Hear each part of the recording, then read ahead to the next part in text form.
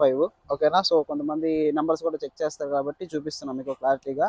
So బండి అయితే guys, so white colour vehicle మనకంటే చాలా మంచి క్వాలిటీగా ఉంది. అండ్ టైర్స్ పరంగా చూసుకుంటే మీరు ఒక 30% ఉండొచ్చు.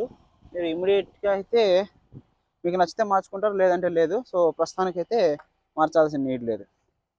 ఓకేనా. సో బండి పరంగా చెక్ చేయండి.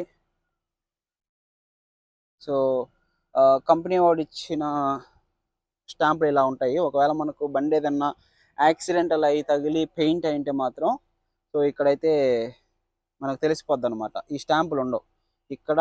ఇప్పుడు ఇది ఇక్కడ ఎలాగైతే ఉందో ఇవి కంపెనీ స్టాంప్స్ అనమాట ఇవి. ఓకేనా. సో యాజ్ ఇట్ ఈజ్ లోపల కూడా అదే విధంగా వస్తాయి. సో ఇది మిషన్తో వేస్తారు అనమాట.